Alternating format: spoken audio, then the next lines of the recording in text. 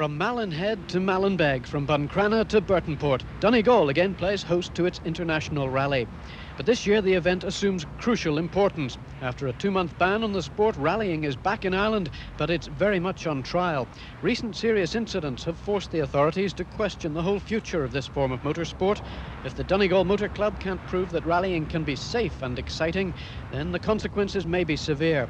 Heading the entry list is last year's winner Billy Coleman, who pipped Austin McHale to the finish by just 1 second. It's Coleman's first outing in a Metro 6R4, and he's had no practice in it. It's being thrown in at the deep end of the pool this time, but at the same time I'm very excited to get the opportunity. And it's obviously a very exciting car, great faith in it, and Totally different from anything you've driven before. Absolutely. What's the plan for this event? Plan is that I'm going to take today fairly handy, find out all about it, and see where we're lying tonight, and I'll see you later on. Maybe attack tomorrow then. Austin McHale, people are saying you're going to be the man to beat in this event. What's your own feeling? We're very happy with the car. It's handling 100%. We had the suspension sorted out since the circuit, and it's going much better. Obviously, the opposition is very good. You know, I think the first 10 cars really got a good chance of winning. Cyril Bolton, you're a regular visitor to Ireland, Irish rallying, and you've done quite well in Donegal in the past. We third on Donegal last year, so it will be nice to try and repeat that, I think, with the new car. We need to get a finish with this car yet this season, so that's the main consideration at the moment. The local man Vincent Bonner, previous winner of the event, hoping to do it again? Well, you know, you never know your luck on the Donegal rally, you know. This year I would say it will be more open than the year that I won it. The action gets underway on Friday afternoon at Trenta, with Coleman and Morgan getting to grips with the strange new Metro. Their early caution leaves the way clear for Austin McHale and Christy Farrell to grab an early lead in their Manta. They set a blistering pace for the rest to follow. And it's a lead they consolidate throughout the afternoon. As our in-car camera shows, it's all action in the Manta cockpit. Absolute price 100. Easy right above fast and side left 100. Easy left, flat bumps 250. Fast right 150. Local hero Vincent Bonner loses his second place at the end of stage 2 when an unplanned manoeuvre leaves his Opel Ascona with some frontal damage. After 3 stages, the local knowledge of Letterkenny driver James Cullen has helped his Nissan 240 RS into 4th place.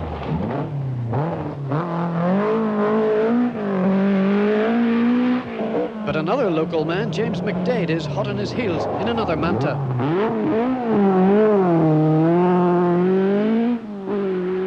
English visitor Phil Collins heads the 3-car challenge of the Ford Sierra Cosworths. He's followed by Kenny McKinstry from Banbridge, who finds the big car quite a handful. Billy Coleman is down in 7th and finding the 4-wheel drive Metro quite a change from his more usual Porsche. Although it's fast, it's also extremely noisy, and there are problems with the gearbox, as co-driver Ronan Morgan explains in the service area. We've just completed 4 stages, and halfway through the 3rd stage, it felt like the clutch was slipping, and it got progressively worse during the 4th stage. So we've dropped a reasonable amount of time, and the boys are just changing the step-off unit off the gearbox. That seems to be the problem. So we would hope we'd be able to get that done within our maximum time, and we hope that's the cause of the problem. It's a very noisy car to drive, I believe. Terribly noisy. We're having big problems. We didn't realise it would be as noisy as this. We made modifications to our intercoms and helmets, but Billy can't really hear me calling some of the notes, and it makes it all a bit dangerous. Also at the same service halt, some quick repair work to Vincent Bonner's Opel Ascona. Co-driver Seamus McGettigan explains that early problem. Well, we're coming up to the finish of stage 2, and I called 100 and fast right. And as we approached it, it seems to get a bit tighter, and we mounted the ditch on the left-hand side.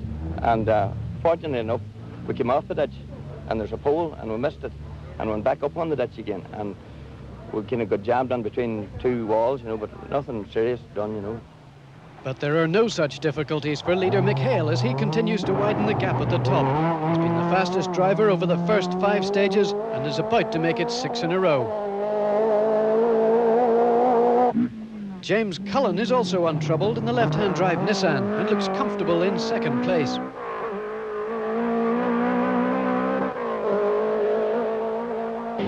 Bonner and McGettigan show no ill effects from their earlier problems. And Coleman has pushed the Metro up to 4th, but on stage 6 he's still 20 seconds slower than McHale.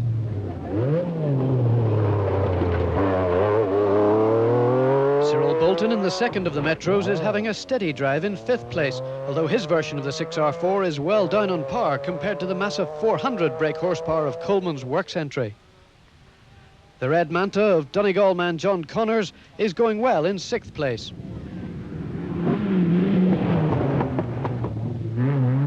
While Alstom and Kenny McKinstry's Sierra has moved up to 7th after the retirement of Phil Collins in a similar car. The Nissan of Pat Kirk from Strabane is 8th.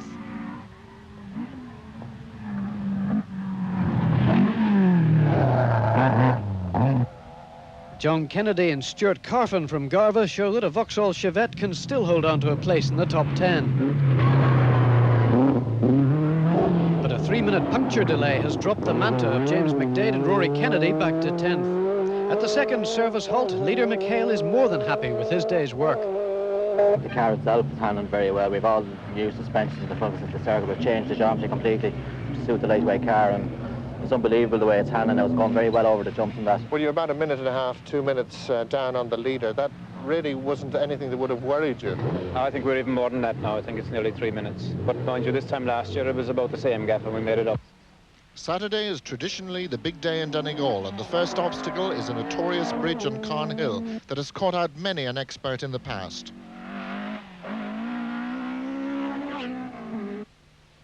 All are healthy except Coleman, who must get that Metro to Milford for that all-important service and a clutch change, which is virtually the last hope for the Rothmans team. Cyril Bolton's Metro is in good shape, however. But first, a spectacular run through Glen, a quiet little village which nestles in the foothills of Loch Salt and eagerly awaits the excitement of the rally each year.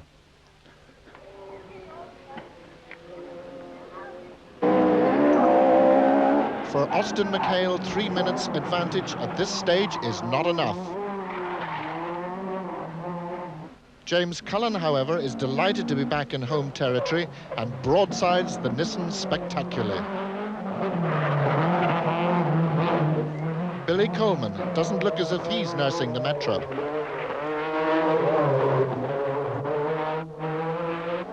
For James McDade, Saturday will be a hard haul up the field after that Friday puncture. There are no speed limits in Glen today. So it's cheers from this happy little homestead and on to Milford, where the spirits in the Coleman camp are at a much lower ebb.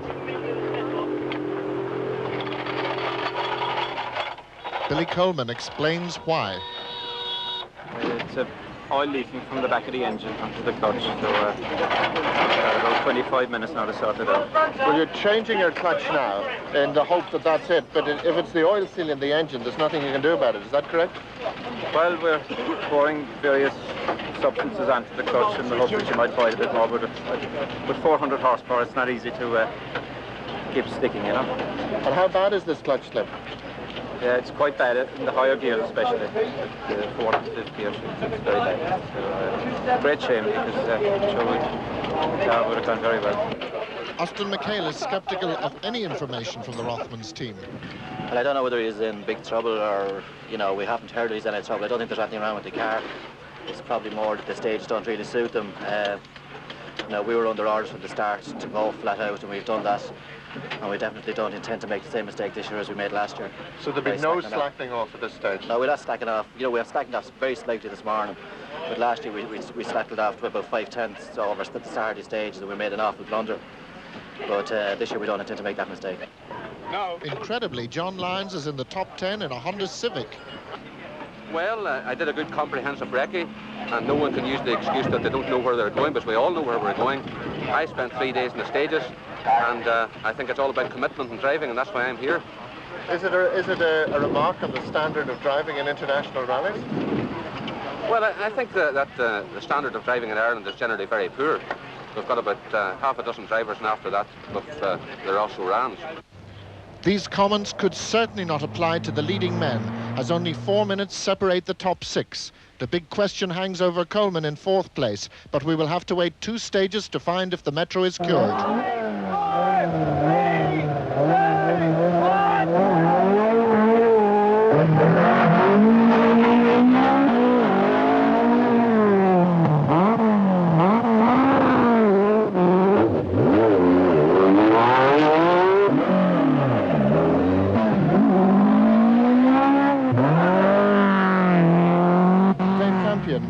Team engineer, things look a little bit less fraught this time. Have you got the Metro cured? Yes, we're okay now. The clutch is okay, no problem. A Metro should be capable of 2-3 seconds a mile on a Manta. Yes, but what you've got to bear in mind is Billy is still learning the car. I mean, there's still, it has the power, but it is not the easiest of cars to adapt to in the first instance, and he got very little practice prior to the start of the event. So really, it's a big learning curve for him, actually, on the event. Billy Coleman attacks that learning curve like a hill climb.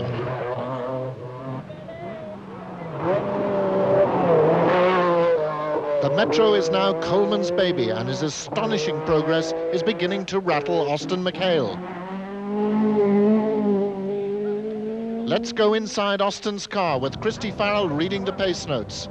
As we go over Knockalla, one of the fastest stages in the event, in places we will be reaching over 120 miles an hour with a 200-foot drop down into Loch Swilly on our left.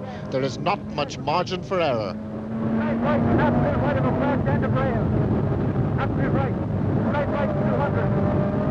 Yet Christie coolly reads the notes as Austin struggles to control his 270 brake horsepower Manta.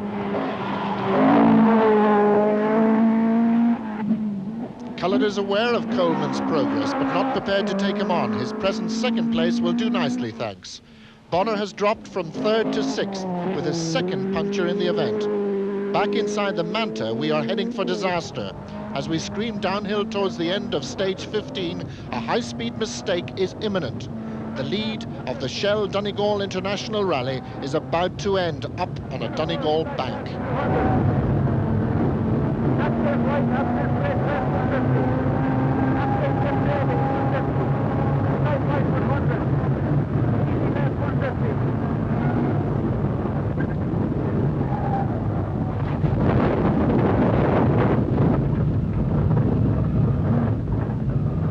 The steering and the rally lead has gone. We hobble to the end of the stage, but the Dealer Opel Team Ireland entry is no longer a threat.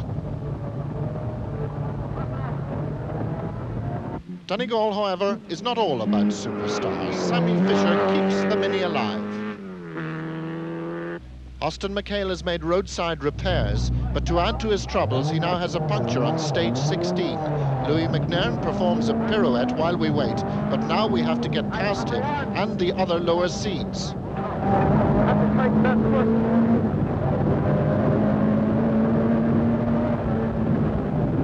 Louis is well aware that the Manta is behind him, but it's not easy to find an overtaking place in a back road in Donegal.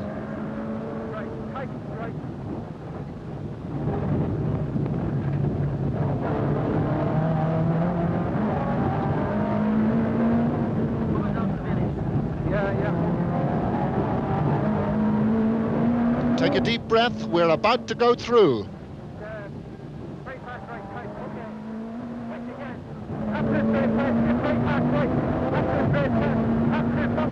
John Gillespie, Pat Kirk and John Lyons are 3 drivers destined for the top 10.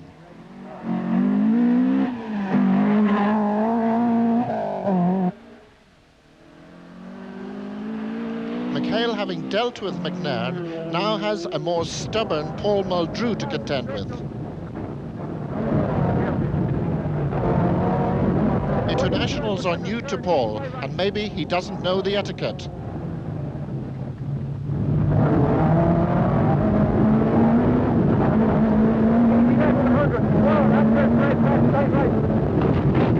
A tap up the back is a rude reminder that a novice should always give way to an expert. While Muldrew is getting the boot from McHale, the service crews relax in the Milford sunshine. 4 stages are completed before the next visit, and when the cars return, there is a new leader, James Cullen. Quite excited. It's quite a new thing, you know, and it's nice to be up there for a change, isn't it? Well, now, of course, the other news is that Billy Coleman is in a perfectly healthy Metro and absolutely charging back up the field, albeit maybe 4 or 5 minutes behind. Can you deal with that sort of pressure? Depends on how sort of pace we set this evening. We're meaning to try and finish the event now, and like second will be a good result for us, even behind Coleman, but you never know. It's close to midday in Milford. Cullen leads and Coleman is catching, and now 13 minutes late, the battered Black Manta arrives.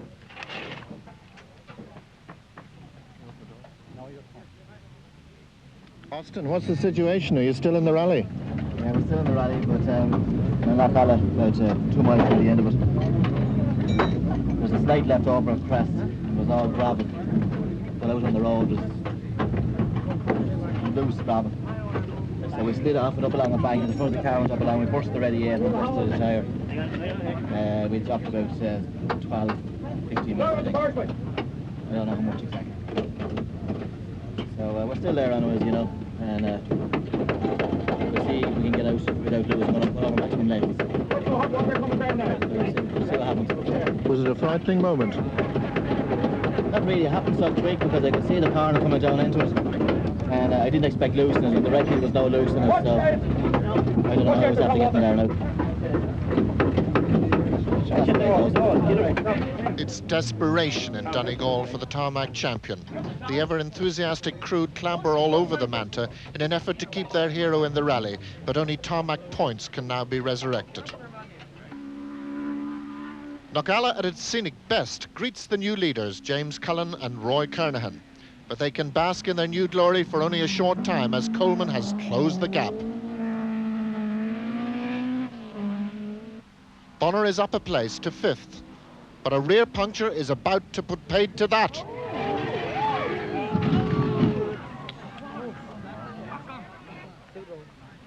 Will Hare's corner on the old Knockalla hill climb has claimed yet another victim, and Vincent and Seamus McGettigan are lucky to escape without injury.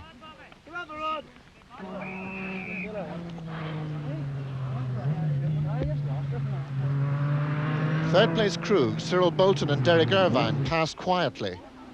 But 4th place man James McDade is in a hurry.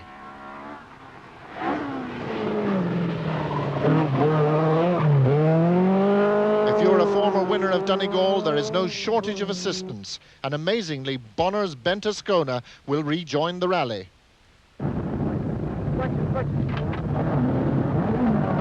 Bonner's 3rd puncture has proved to be very expensive. They dropped to 10th. The last of the Sierra Cosworths, Kenny McKinstry in the Lindsay Cars version, pulls in to let Muldrew through. The problem is a second rear suspension failure. Rob Stoneman has retired earlier for the same reason. It would seem more development is required. Black Cats crossing roads, supposed to be good luck. It certainly looks like it for Coleman. Fortune is also shining kindly on James McDade. With Bonner's accident and a navigational mistake in the Connors car, he moves up to 4th. For their last run over Knockalla, Coleman and Morgan can choose their own pace. Their electrifying charge has eased, and they now have a 1-minute advantage over Cullen, a nice way to end the hardest day of the rally.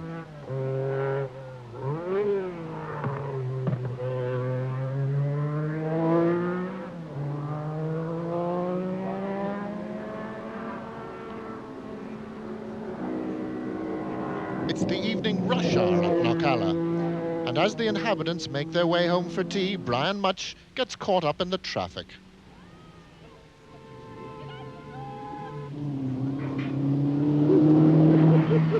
Saturday has been a scorcher in every sense of the word, and the best news of all is the outstanding behaviour of the spectators who have made it so safe. Clock of the course, Matt Doherty explains. But so far everything's 100%. The spectators are very, very well behaved. Actually, most of the competitors have said this is the safest rally they've ever been on, and that's from the top people, and even from Bertie and Austin, Bertie Fisher and Austin Fraser. We might get Bertie back again if we can keep it like this. You never know. I hope so. Okay. the Marshall's flying squad that are proving so successful. The Donegal Motor Club are setting safety standards that will be a model for other events. They are ably led by Bertie Fisher and Austin Fraser, the official safety officers for the event. On the third and final day, Coleman's Metro holds a 40-second lead, and the Cork farmer can afford the luxury of easing back a little to preserve the car. Former clerk of the course James Cullen led the rally briefly after McHale's accident, but has to settle for second place. History repeats itself for Cyril Bolton as he finishes third in spite of a rare mistake.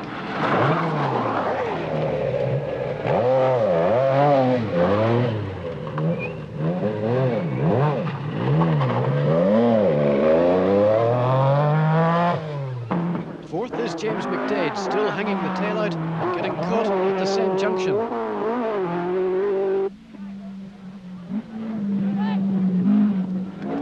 Whoa!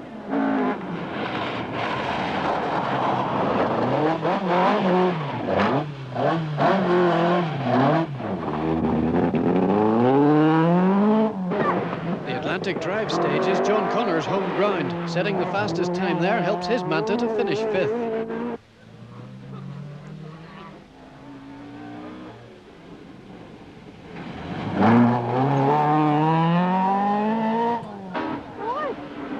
Belfast dentist John Gillespie is at number 6 in the G3 Escort.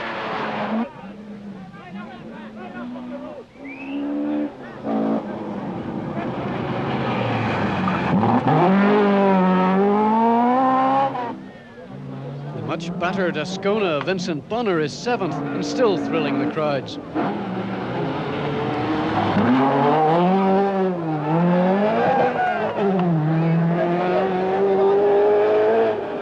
John Lyons does so well to finish 8th, it's hard to believe his 1600cc Honda is virtually standard.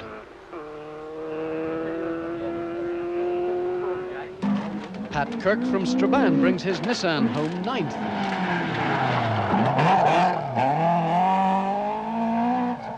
And John Kennedy's Chevette completes the top 10. For Austin McHale, it was unlucky 13th and a case of what might have been. But Donegal has one more surprise up its sleeve for the Manta crew, and it's one over which the marshals have no control. Medium right, 150. Back up to the left, 100. Absolute right, 200. And the man in 4th place has also had his moments. James McDade, as always, with the cup of tea in the hand. How's it going today? Not too bad. We're trying to just keep it steady and just hold off John Connors here. He's playing on the Atlantic Drive here, but then we took 3 seconds off on the Glen Road, so we were happy enough. And but then on a big jump on Marble Hill, Rory says flat over crest, and no, it was a flat. We nearly broke the car in 2 halves, and we come to the next junction, we overshot then and unsettled us a bit. So we got settled down again, so I think we'll probably just about hold them off, but hopefully. Willie McVicker and Michael Reid from Belfast take Group A in the Sunbeam Talbot, while the Toyota Corolla of Seamus Carey and Crawford Henderson from Cushendall take the standard Group N honours. But the laurels and the champagne belong to Billy Coleman and Ronan Morgan, and of course the Metro 6R4. It's Billy's 4th win in Donegal, and perhaps the most remarkable of the lot. First time I saw this car was the night before the rally, and well, I have a Land Rover down at the farm. It's a 4-wheel drive machine, but the technique is not quite the same, so I had a lot of learning to do on the first day. So we had a slight problem on the first day as well, which slowed us down, but the mechanics, as usual, performed magnificently and sorted the problem, and we set about the task of getting back the time. And then, of course, Austin McHale had his accident and made it a lot easier for us, but from there on in, the car ran like an absolute dream, and full marks made it very easy for me.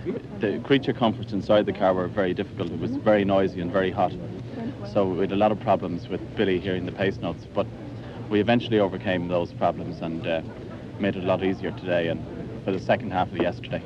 So all in all, it'll be a great run. On a serious note, this was a return to rallying after a 2-month ban. It was important that the event was well run. What was your view? It was very important that the event was well run, and we had many discussions about this between us over the weekend. We'd never seen spectators so well behaved before on any rally in this country, and all credit is due, I think, to Matt Doherty and his crew for doing a splendid job on the spectator control. You've won the event, you've got a clear lead in the SDP Tarmac Championship now. What are you going to do when you get used to the car? I'm sure they'll give us a few more runs. I certainly hope they will. It's a magical car, and I'd say another event and I'll have the full hang of it.